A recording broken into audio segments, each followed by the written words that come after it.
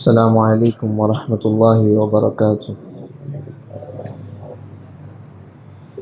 إن الحمد لله نحمده ونستعينه ونستغفره ونؤمن به ونتوكل عليه ونعوذ بالله من شرور أنفسنا ومن سيئات أعمالنا. من يهده الله فلا مضل له ومن يضلل فلا هادي له. ونشهد أن لا إله إلا الله ونشهد أن محمدا عبده ورسوله.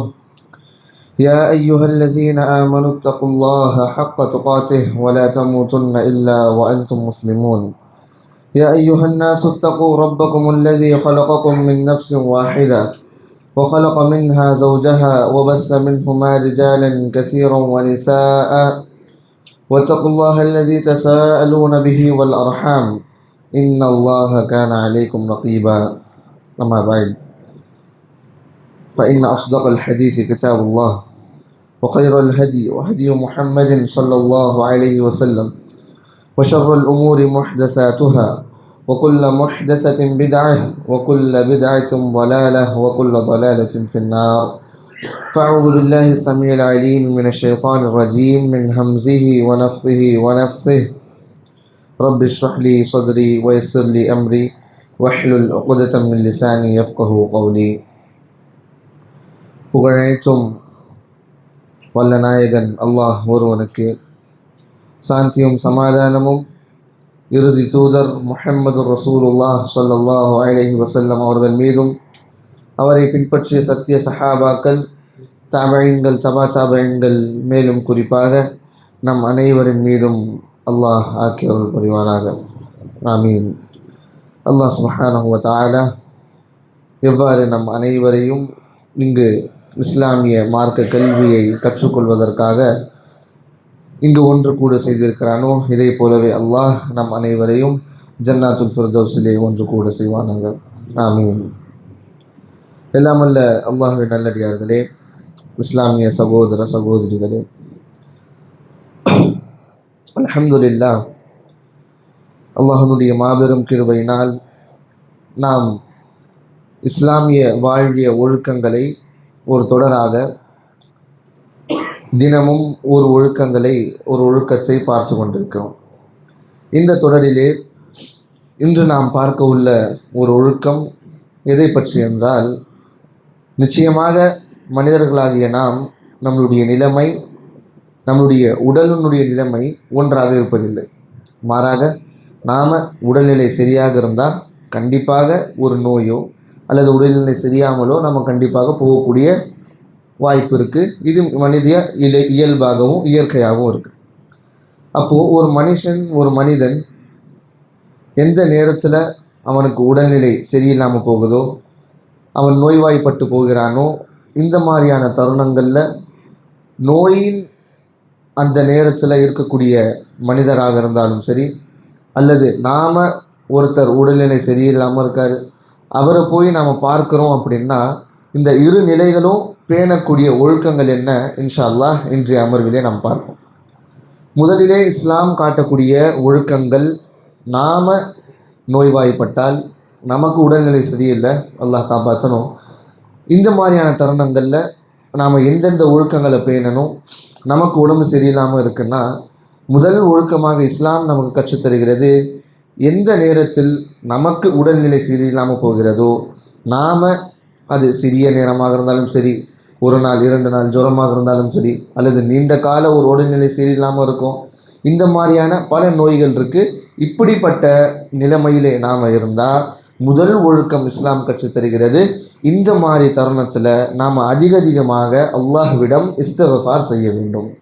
நோயில் இருக்கோம், உடல்நிலை சரியில்லாமல் இருக்கும், இல்லை படுக்கையாகவே இருக்கும், இந்த மாதிரியான நேரங்களிலே நிச்சயமாக அல்லாஹ் நம்முடைய பாவங்களை மன்னிக்கிறான். இதே போலவே நாம் அல்லாஹ் சுப்ஹானஹு வ தஆலாவிற்கு இந்த இயலாமையினுடைய காலங்களிலே தவிர்க்க முடியாத இந்த மாதிரியான உடல்நிலை சரியில்லாத காரணங்களில் நிச்சயமாக அல்லாஹ்விடம் அதிகமாக இஸ்திக்ஃபார் செய்தால் அல்லாஹ் அதை ஏற்றுக்கொள்கிறான். இது இரு நிலைகளும் இருக்குது. நாம் செய்யக்கூடிய தவறுகள், நாம் செய்யக்கூடிய பாவங்கள், ஹுகூக்குல்லாஹ், அதாவது அல்லாஹ்வினுடைய கடமைகளுக்கு ஒன்று இருந்தாலும் சரி, ஹுகூக்குல் இபாத், மற்றவர்களுக்கு ஒரு மனிதனுக்கு ஒரு மனிதன் செய்யக்கூடிய தவறான விஷயங்களாக இருந்தாலும் சரி, இந்த கடமைகளை நாம் நிச்சயமாக என்ன செஞ்சுருக்க மாட்டோம், பூர்த்தி செஞ்சுருக்க மாட்டோம். சில நேரங்களில் இபாதத்துகள் சரியில்லாமல் இருக்கும், இல்லை உடல்நிலை சரியில்லாத நேரத்துலையும் இபாதத் சரியாக செய்ய முடியாத நிலைமையில் இருப்போம். இந்த மாதிரியான தருணங்களில் இஸ்லாம் காட்சி கொடுக்கக்கூடிய ஒரு நல்ல ஒழுக்கம் அப்படின்னு பார்த்தீங்கன்னா இந்த இஸ்திக்ஃபார். ஒரு நோயாளி அதிகமாக இஸ்திக்ஃபார் செய்ய வேண்டும். தனக்காகவும் தன்னுடைய செய்த பாவங்கள் பிறருக்காக இருந்தாலும் சரி, அல்லது இபாதத்துகளில் குறைவாக நாம் சேர்ந்து விட்டோம் அப்படின்னு சொன்னாலுமே இந்த தருணத்தில் நாம் அதிகமாக பேணக்கூடிய முதல் ஒழுக்கம் இஸ்திக்ஃபாராக இருக்கும்.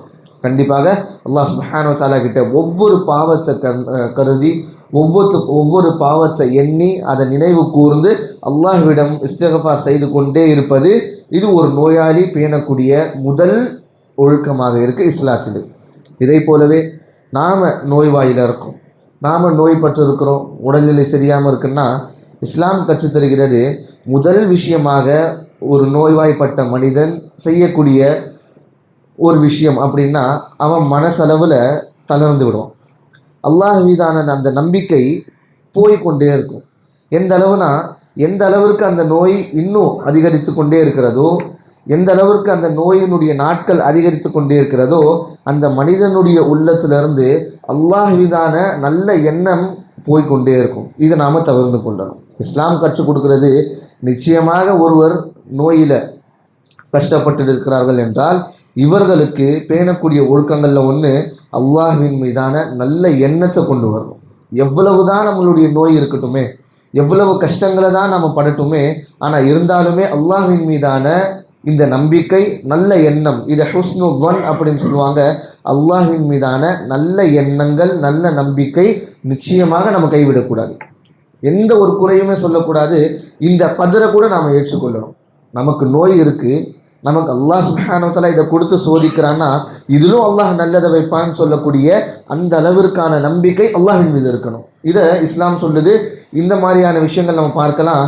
யாராச்சும் நோய்வாய்ப்பட்டிருந்தாங்கன்னா, ஒரு நீண்ட கால நோயாக இருந்தாலும் சரி, இல்லை ஹாஸ்பிட்டல் நம்ம போய் பார்க்குறோன்னா முதல் விஷயம் அல்லாஹ்வே குறை சொல்ல ஆரம்பிச்சிருவாங்க. ஏன் அல்லாஹ் சுப்ஹானஹு வ தஆலா பார்க்க மாட்டானா, அல்லாஹ்வுக்கு தெரியாதா, எத்தனையோ பேர் தவறு செய்கிறாங்க, எத்தனையோ பேர் பாவங்கள் செய்கிறாங்க, அவங்கெல்லாம் நல்லா இருக்கும் பொழுது எனக்கு மட்டும் அல்லாஹ் ஏன் இது தரான். நஅூது பில்லாஹ். இப்பேற்பட்ட சொற்கள், அல்லாஹ்வின் மீதான நல்ல எண்ணத்தை எடுக்கக்கூடிய சொற்களை நம்மளுடைய மனதிலிருந்து எடுத்துடணும்.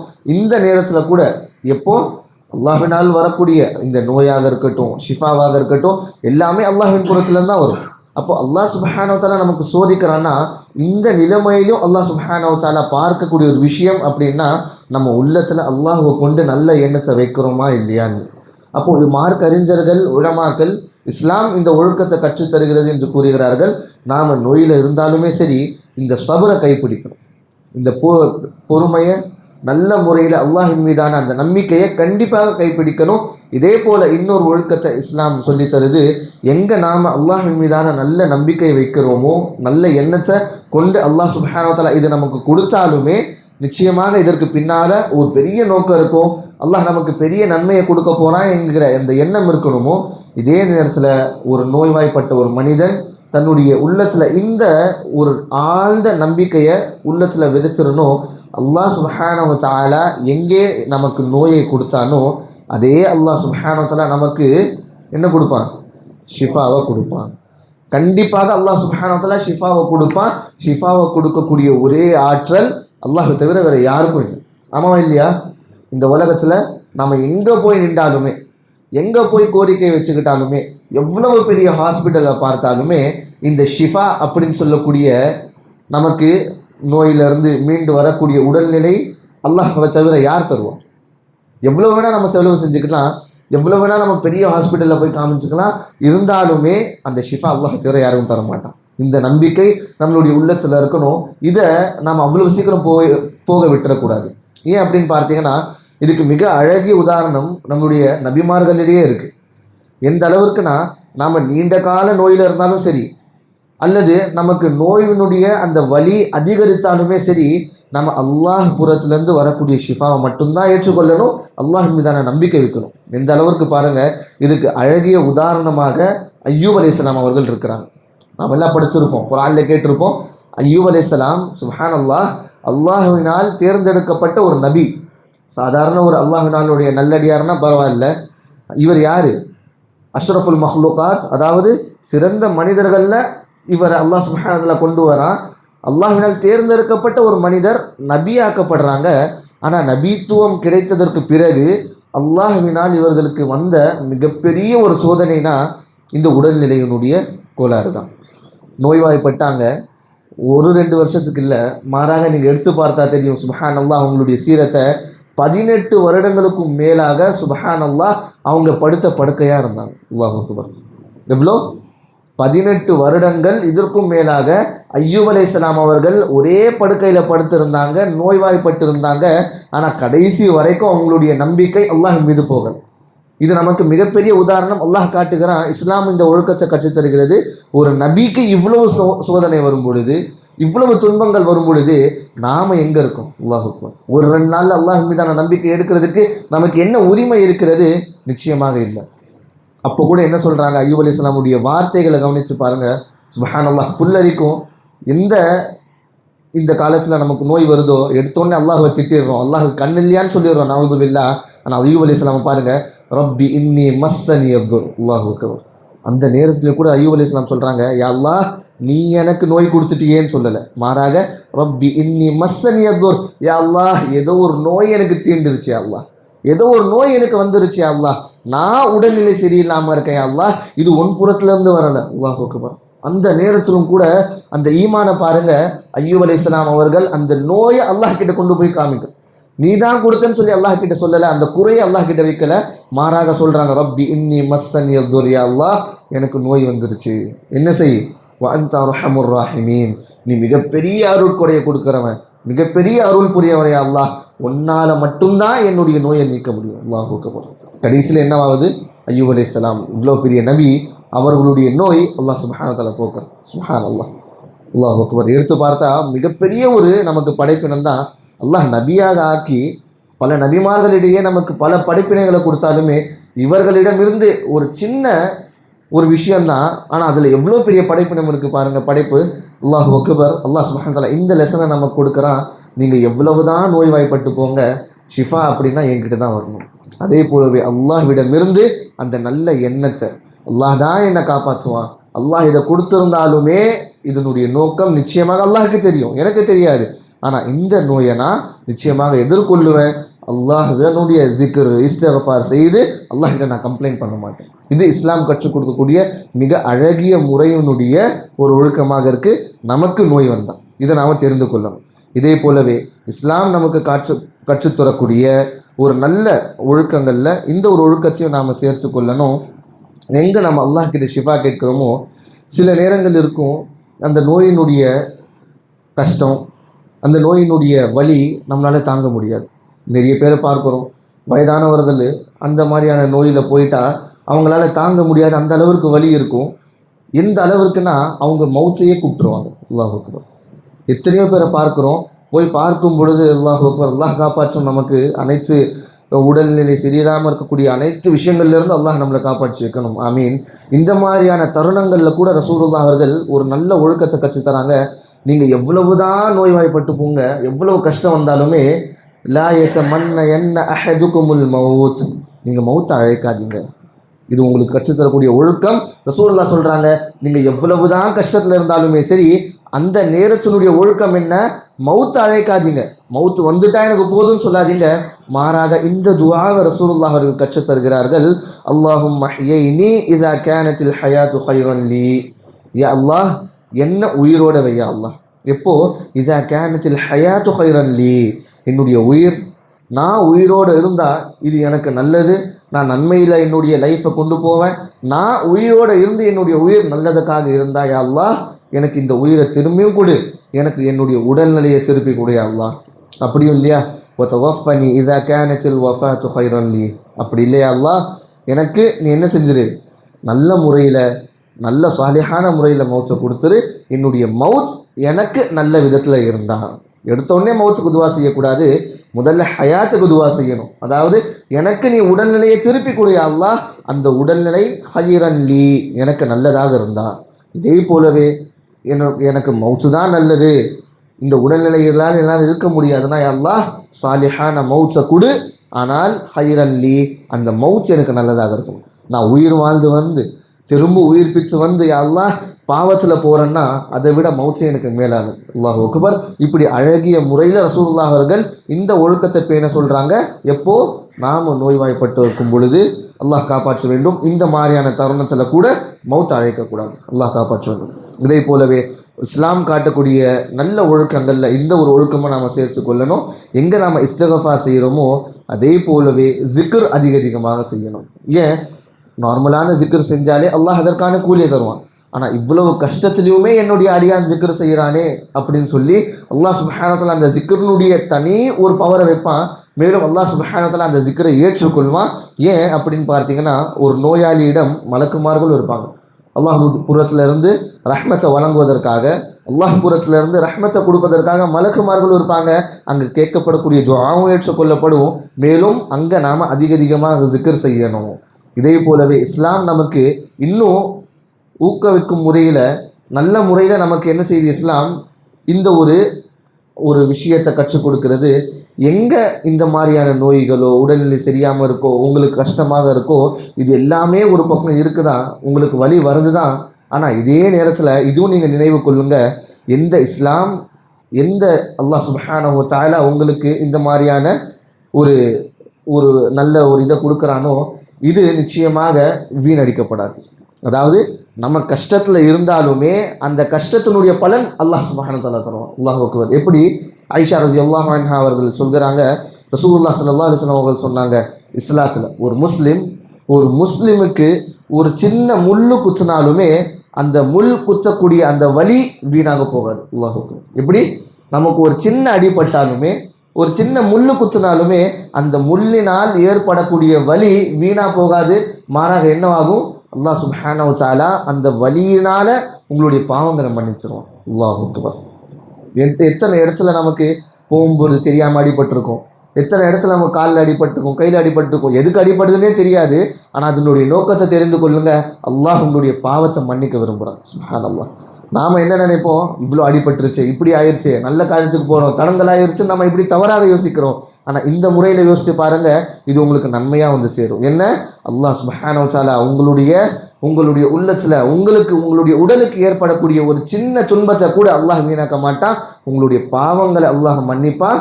மாறாக இன்னும் மேலாக அல்லாஹ் உங்களுடைய அந்தஸ்துகளை உயர்த்துவான். அல்லாஹ் அக்பர். ஒரு முள்ளு குத்தி அதில் வரக்கூடிய சின்ன வலிக்கே இவ்வளவு பாவங்கள் மன்னிக்கப்படுதுன்னா, ஒரு மனிதன் இவ்வளவு நோயில் அவனுடைய கஷ்டத்தில் இருந்தான்னா, அவ்வளவு துன்பம், துயரங்கள், சோதனைகளை கடந்து ஒரு மனிதன் இருக்கானான்னா, அவனுடைய நோய்க்கான எத்தனை பாவங்கள் அல்லாஹ் மன்னிச்சிருப்பான். சுப்ஹானல்லாஹ். இதெல்லாம் நமக்கு இப்போ தெரியாது. கண்டிப்பாக இதனுடைய அருமை கண்டிப்பாக இப்போ தெரியாது.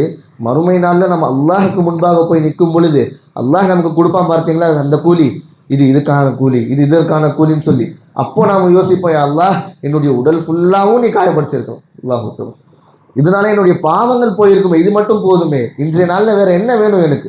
கயாமத் நாளில் பாவத்தை விட்டு நம்மளுடைய பாவங்கள் போய் நன்மைகள் மட்டும் நின்றா போதுமே. ஏன் அந்த நாள் அப்போ கூட அந்த மாதிரியான எண்ணம் வராது. நன்மை நிற்கிறதெல்லாம் அதெல்லாம் பெரிய ஒரு இது. நம்மளுடைய பாவம் போயிட்டாலே போதுமே, அல்லாஹ் எனக்கு சொர்க்கம் கூட வேணாம், இந்த நரகத்தில் மட்டும் போட்டுறாதே அல்லாஹ் என்கிற நிலைமை நமக்கு மறுமை நாளில் இருக்கும். அல்லாஹ் அக்பர். ஆனால் அல்லாஹ் சுப்ஹானஹு வ தஆலா இது என்ன சொல்கிறான், இஸ்லாம் அழகிய முறையில் காண்பிக்குது. உங்களுக்கு ஒரு சின்ன அடிபட்டாலுமே அந்த அடியில் அல்லாஹ் சுப்ஹானஹு வ தஆலா உங்களுடைய பாவத்தை மன்னிக்கும். அல்லாஹ் அக்பர். இது இஸ்லாம் காட்டக்கூடிய மிகப்பெரிய அருளாக இருக்குது, அல்லாஹ்வுடைய ரஹ்மத்தாக இருக்குது நம் மீது. நிச்சயமாக இதை நாம் பேண வேண்டும். இது இஸ்லாம் நமக்கு இன்னும் என்ன செய்யுது, ஆறுதல் சொல்லுது. உனக்கு அடிப்படுதா, அல்லாஹ் உன்னுடைய பாவத்தை மன்னிக்கிறான், அல்லாஹ்க்கு நீ நன்றி சொல். நிச்சயமாக இது நாம் நோய்வாய்ப்பட்டால் பேணக்கூடிய ஒழுக்கங்களாக இருக்குது. இதே போலவே இப்போ நாம் ஒரு நோயாளியை போய் விசிட் பண்ணுறோம், போய் பார்க்க போகிறோன்னா, இங்கே என்னென்ன விஷயங்களில் நாம் ஒழுக்கங்களை பேணணும் அப்படின்னு பார்த்தீங்கன்னா, நிச்சயமாக எங்கே அல்லாஹ் சுப்ஹானஹு வ தஆலா இந்த கட்டளையை கொடுக்குறானோ, ரசூலுல்லாஹ் ஸல்லல்லாஹு அலைஹி வஸல்லம் இந்த ஒழுக்கத்தை சொல்லித்தராங்க. மாறாக கடமையை சொல்லித்தராங்க. ஒரு முஃமினுடைய இன்னொரு முஃமினின் மீதான கடமைகள் நம்ம பல படிச்சிருப்போம். அதில் இதுவும் ஒரு கடமை என்று ரசூலுல்லாஹ் அவர்கள் சொல்கிறாங்க. வ இதா மரிதா ஃபஉது, நீங்கள் என்ன செய்யணும், உங்களுடைய சகோதரர் அவர் நோய்வாய்ப்பட்டாலோ, அவர் உடல்நிலை சரியில்லாத காரணத்தினால இருக்கிறாரோ, நீங்கள் என்ன செய்யணும், ஃபஉது, நீங்கள் அவரை போய் பார்த்து என்ன செய்யுங்க? இயாதத் செய்யுங்க. இயாதத்னா போய் பார்க்கிறது. நீங்கள் போய் இயாதத் செய்யுங்க, அவர்களை போய் பாருங்க. இது கடமை, இது நன்மை, இஸ்லாம் வலியுறுத்தக்கூடிய ஒழுக்கங்கள் ஒரு ஒன்று. அல்லாஹ் அக்பர். எந்த அளவிற்குனா சுப்ஹானல்லாஹ், இஸ்லாம் ஒரு நோய்வாய்ப்பட்ட மனிதன் யாரும் பார்க்கலாம் கூட பரவாயில்லன்னு சொல்லி விடலை, மாறாக நீங்கள் போய் பார்க்கணும், இது உங்களுக்கு மீதான கடமைன்னு சொல்லுது. இது வெறும் நம்மளுடைய சகோதரர்களுக்கு இல்லை, மாறாக ஒரு முஸ்லீம் இன்னொரு முஸ்லீமுக்கு சகோதரன் தான். அப்போ யார் எப்படி இருந்தாலுமே அவர்களின் மீது கடமை போய் பார்ப்பது, இயாதத் செய்வது, இது கடமை. மேலும் இது எதற்காக கடமை? அல்லாஹ் போய் பார்க்குற நமக்கும் அப்படியே விட்டு விடலை. மாறாக இன்னொரு ஹதீஸ், முஸ்லீம் நூலுடைய ஹதீஸில் ரசூலுல்லாஹ் அவர்கள் சொல்கிறாங்க, ஒரு மனிதன் யார் ஒரு நோயாளியை போய் பார்க்கிறார்களோ, உடல்நிலை சரியில்லாத நபரை போய் பார்க்குறோமோ, அந்த மனிதன் நிச்சயமாக உங்கள் வீட்டுக்கு போகல, அந்த நோயாளி பக்கத்தில் போய் உட்காரல. மாறாக சுப்ஹானல்லாஹ், நினச்சி பாருங்கள், ரசூலுல்லாஹ் எந்த அழகிய வார்த்தைகளை யூஸ் பண்ணுறாங்க. அந்த மனிதன் எங்கே போகிறான்னா, அவனை விசிட் பண்ணும் பொழுது அவன் சொர்க்கத்தில் இருக்கான்னு சொல்கிறாங்க. சுப்ஹானல்லாஹ். நாம் போகிறோம் ஹாஸ்பிட்டலுக்கோ அல்ல வீட்டிலேயோ, நம்மளுடைய நண்பர்களை, நோயில் இருக்கக்கூடிய உடல்நிலை சரியில்லாதவர்களை நாம் போய் பார்க்க போகிறோம், இயாதத் செய்கிறோம்னா ரசூலுல்லாஹ் அவர்கள் சொல்கிறாங்க, ஜன்னத்தினுடைய சொர்க்கத்தினுடைய அந்த இடத்துல நீங்கள் உட்கார்ந்துட்டு இருக்கீங்க, சொர்க்கத்தினுடைய அந்த வளாகத்தில் நீங்கள் உட்கார்ந்துட்டு இருக்கீங்க. சுப்ஹானல்லாஹ். நீங்கள் அங்கே இருக்கிற வரைக்கும், எப்போ நீங்கள் பார்த்துட்டு அவர்களை திரும்பி வர வரைக்குமே நீங்கள் சொர்க்கத்தில் தான் இருக்கீங்க. அல்லாஹ் அக்பர். இவ்வளோ பெரிய நற்செய்தி நாம் போய் நோயாளியை பார்த்தா மட்டுமே. மேலும் இது கடமையாக இருக்குது, ஒரு முஸ்லீம் இன்னொரு முஸ்லீமை போய் பார்க்கிறது, இது முதல் ஒழுக்கமாக இருக்குது. இதே போலவே எங்கே நாம் போய் மற்றவர்களை பார்க்கணுமோ, இஸ்லாம் இதுவும் கற்றுக் கொடுக்கிறது. ஒரு நோய்வாய்ப்பட்டவர்கள் மிகவும் கஷ்டத்தில் இருப்பாங்க, அவங்களுடைய நிலைமை புரிய வைக்க முடியாத நிலைமையாக இருக்கும். நீண்ட நேரம் போய் உட்கார்ந்துடக்கூடாது, அவங்களுக்கு துன்புறுத்தலோ கஷ்டத்தையோ கொடுக்குற மாதிரி நீண்ட நேரம் பேசிட்டோ உட்கார்ந்துக்கிட்டோ இப்படி இருக்கக்கூடாது. மாறாக அந்த நோயாளியே சொல்கிறாரு, அந்த நம்மளுடைய சகோதரரே சொல்கிறாரு, நீங்கள் இருந்தால் எனக்கு நல்லா இருக்குது, நீங்கள் நல்ல முறையில் பல இஸ்லாமிய விஷயங்களை கொடுத்து எனக்கு இன்னும் என்ன செய்கிறீங்க, ஆறுதல் கொடுக்குறீங்க இப்படின்னு சொன்னால், இந்த மாதிரியான தருணங்களில் நாம் இருக்கலாம் இன்ஷா அல்லாஹ். ஏன் அது அவங்களுக்கு ஆறுதலாக இருக்குது.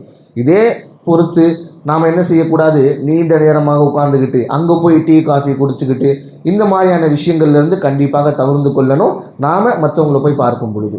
இதே மாதிரி இஸ்லாம் கற்றுக் கொடுக்கிறது, எங்கே மற்றவங்களை போய் பார்க்கறதுக்கு நம்ம நீண்ட நேரம் உட்காரக்கூடாதோ அதே நேரத்தில் பார்க்கக்கூடிய நேரம்னு சொல்லியிருக்கு. நம்ம போகிறோம், அவங்க தூங்கிட்டு இருக்கும்பொழுது போயிட்டா, ஃபஸ்ட்டே அவங்க நோயில் இருக்காங்க, அந்த தூக்கத்துலேருந்து எந்திரிச்சு, இல்லை நாம் பார்க்க முடியாத நிலைமையிலேருந்து, இல்லை அவங்களுடைய வீட்டார்கள் மீது இது மிகவும் கஷ்டமான ஒரு செயலாக ஆகிடும். இதனால் இஸ்லாம் இதுவும் சொல்லுது, அந்த நேரத்தை பார்த்து நீங்கள் போங்க. உங்களுடைய கல்ச்சரில் இருக்கும், நாம் என்ன செய்ய முடியாது, ஃபஜருக்கு அப்புறம் போக முடியாது, அல்லது அவங்க தூங்கக்கூடிய நைட்டில் போக முடியாது, இல்லை ஜொஹருக்கு அப்புறம் கொஞ்சம் நேரம் தூங்குவாங்க. இந்த மாதிரியான நேரங்களில் நீங்கள் தவிர்த்து கொள்ளுங்கள், நீங்கள் கண்டிப்பாக அவங்கள போய் பார்க்காதீங்க. இதே போலவே ரசூலுல்லாஹ் அவர்கள் எப்படி ஒரு நோயாளியை பார்த்து நல்ல முறையில் அணுகணும்னு சொல்கிறாங்க. நீங்கள் ஒரு முறை நோயாளியை போய் பார்த்தா போய் அப்படியே பார்த்துட்டு தூரமாக நின்று சலாம் சொல்லிட்டு வந்துடாதீங்க. மாறாக ரசூலுல்லாஹ் என்ன செய்வார் ஸல்லல்லாஹு அலைஹி வஸல்லம் அவர்கள், ஒவ்வொரு முறையும் ஒரு நோயாளியை போய் பார்க்கும் பொழுது போய் அருகாமையில் உட்கார்ந்து அவங்க கிட்டத்தில் உட்கார்ந்து ரசூலுல்லாஹ் அவங்களுடைய கையை பிடிச்சு நல்ல முறையில் ஆறுதல் சொல்லி, நாம் இருக்கோம் என்கிற ஒரு நல்ல எண்ணத்தை அவங்களுக்கு ஆறுதலாக இருந்து ரசூலுல்லாஹ் அங்கே இருந்து எல்லாமே விஷயங்களை செஞ்சுட்டு பல விஷயங்களை துஆக்களை கொடுத்துட்டு அதுக்கு பிறகு வருவாங்க. நாம் போனோம், ஃபார்மாலிட்டிக்காக நின்றோம், சலாம் சொன்னோம், அதுக்கப்புறம் வந்துட்டோம்னா இது கண்டிப்பாக ஒழுக்கங்களில் இருக்காது. மாறாக ரசூலுல்லாஹ் என்ன செஞ்சாங்க, இப்படிப்பட்ட செயலை நாம் செய்யணும். போகிறோமா, நல்ல விதத்தில் உட்கார்ந்தோமா, கொஞ்சம் நேரம் பேசினோமா ஆறுதலாக, அதுக்கப்புறம் அவங்களுடைய கையை பிடிச்சோ, இல்லை அவங்களுக்கு எங்கே வலி இருக்கா, சரி இன்ஷா அல்லாஹ் வலி போயிடும் அப்படின்னு சொல்லி கொஞ்சம் தடவி கொடுத்து இப்படி பண்ண அவங்களுடைய மனமும் நிறைவாக இருக்கும், நிச்சயமாக அவங்களும் நிம்மதி அடைவாங்க. இது இஸ்லாம் காட்சி கொடுக்குது. இதே போலவே எந்த விஷயங்களை நாம் செய்யக்கூடாதுன்னா, சில நபர்கள் இருப்பாங்க, எங்கே எப்படி நடந்து கொள்ளணும் அவங்களுக்கு தெரியாது. அல்லாஹ் அக்பர். எங்கே எப்படி நடந்து கொள்ளணும், எங்கே எதை கொண்டு பேசணும், இது அவங்களுக்கு தெரியாமல் இருக்கும். நோய்வாய்ப்பட்டு இருக்கக்கூடிய மனிதர்களுடைய வீட்டுக்கோ ஹாஸ்பிட்டலுக்கோ போவாங்க, போய் அங்கே போய் பல கதைகளை பேசுவாங்க. அந்த கதைகளை கொண்டு அந்த நோயாளி இன்னும் பயப்படுவாங்க. அல்லாஹ் அக்பர். இந்த நோயை கொண்டு போவாங்க, போய் உட்கார்ந்துக்கிட்டு இதே மாதிரி தான் இன்னொரு நோய் இருந்துச்சு இன்னொருத்தருக்கு, அவர் இறந்துட்டார், நவுதுபில்லா. அவர் முதல்ல மிகவும் கஷ்டமான காலத்தில் இருக்காங்க, அவங்களால முடியாத நிலைமையில் இருக்காங்க. அங்கே போய் உட்கார்ந்துக்கிட்டு தவறான பேச்சுக்கள், அவங்களுடைய உடல்நிலையை பாதிக்கக்கூடிய பேச்சுக்கள் இன்னும் நம்ம பேசிகிட்டு இருந்தால் நிச்சயமாக இது அவர்களுடைய உடல்நிலையை பார்க்க போகக்கூடிய ஒழுக்கங்களையும் வராது, மாறாக நம்ம பாவத்தை தான் சம்பாதிச்சு வர முடியும். அல்லாஹ் அக்பர். ஆகையால் இதை கொண்டு நாம் தவிர்த்து கொள்ளணும். இதே போலவே கடைசியாக 2 விஷயங்களை ரசூலுல்லாஹ் 2 ஒழுக்கங்களை இஸ்லாம் நமக்கு கற்றுக் கொடுக்கிறது. எந்த நோயாளியை நம்ம பார்ப்பது கடமையாக இருக்கிறதோ, எங்கே நாம் போய் உட்கார்றோமோ அவங்களுக்காக செய்யக்கூடிய கடமைகளில் ஒன்று துஆ சொல்லணும். ரசூலுல்லாஹ்வுடைய சுன்னத்தான துஆக்கள், பல துஆக்கள் இருக்குது. அதில் ரசூலுல்லாஹ் எப்போவுமே ஒரு நோயாளியை பார்க்கும் பொழுது இந்த துஆவை ஓதுவாங்க. லா பஅஸ தஹூருன் இன்ஷா அல்லாஹ். இது பொதுவான துஆவாக இருக்குது. இதை தவிர்த்து ரசூலுல்லாஹ் ஸல்லல்லாஹு அலைஹி வஸல்லம் அவர்கள் பல துஆக்களை ஓதுவாங்க. உதாரணத்திற்கு அஸ்ஹபுல் பஅஸ் ரப்பின் நாஸ் இஷ்ஃபி வ அன்த ஷாஃபி லா ஷிஃபா இல்லா ஷிஃபாஉ ஷிஃபா அன் லா யுகாதிரு சகமா என்கிற ஒரு துஆ. இதை நீங்கள் தேடினா இன்ஷா அல்லாஹ் கிடைக்கும். இந்த துஆவை கண்டிப்பாக ரசூலுல்லாஹ் ஓதுவார்கள். இதே போலவே பல துஆக்களை ஓதி இவர்கள் மீது ருக்யா செய்வார்கள்.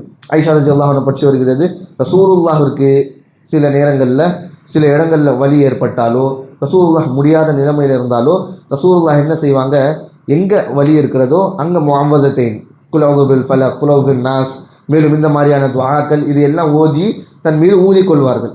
ரொம்ப அதிகமான வலி இருக்குது, ரசூலுல்லாஹ்வால் உட்காரவும் முடியலை, இந்த மாதிரியான வழியில் ரசூலுல்லாஹ் துடிக்கும் பொழுது நான் அவர்கள் மீது என்ன செய்வேன், இந்த மாதிரியான துஆக்கள் சூறாக்களை ஓதி ருக்யா செய்து ஊதி விடுவேன்.